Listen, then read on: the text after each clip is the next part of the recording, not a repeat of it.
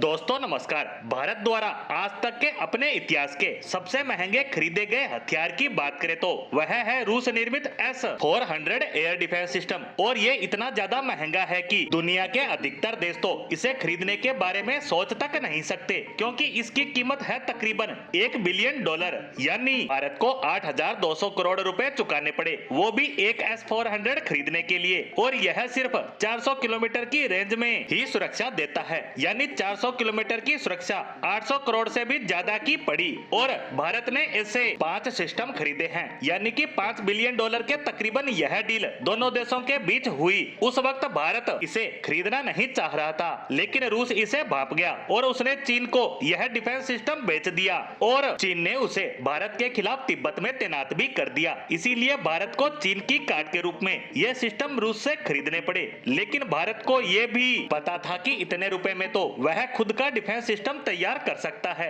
लेकिन परिस्थितियों को देखते हुए भारत मजबूर था। लेकिन भारत तभी से S-400 जैसा स्वदेशी एयर डिफेंस सिस्टम बनाने लग गया। और अब उसी से जुड़ी खुशखबरी आई है कि भारत के long range air defence system के डिजाइनिंग का काम पूरी तरह से कंप्लीट हो चुका है और अब शुरू होगा इसकी मैन्युफैक्चरिंग का काम, जिसके तहत जो पहला एयर डिफेंस सिस्टम होगा वो एक प्रोटोटाइप के रूप में कंसीडर होगा, यानी कि इसका काम होगा टेस्टिंग का। इसे बनाकर हम तमाम तरह के टेस्ट इस पर करेंगे। इसकी सारी टेक्नोलॉजी को यहाँ जांचा परखा जाएगा और जब यह टेस्टिंग पूरी तरह से कंप्लीट हो जाएगी उसके बाद शुरू होगा इसका मास लेवल पर प्रोडक्शन। और तब भारत के पास वह कैपेबिलिटी आ जाएगी कि कोई भी देश हमें रूस की तरह से फिर से ब्लैकमेल नहीं कर सकेगा, किसी भी तरह के दबाव में नहीं ले सकेगा। जैसा कि मान लो कल को अमेरिका पाकिस्तान को अपना ऐसा ही कोई एयर डिफेंस सिस्टम देता है तो हमें उसकी काट के रूप में किसी से भी दूसरा एयर डिफेंस सिस्टम नहीं खरीदना पड़ेगा, वो भी हद से ज्यादा महंगा, क्योंकि हमारे पास होगा स्वदेशी long range mobile air defence system, जैसा कि S-400 या अमेरिका का पैट्रियट या थर्ड एयर डिफेंस सिस्टम है। और यह कीमत में भी इन सबसे सस्ता होगा।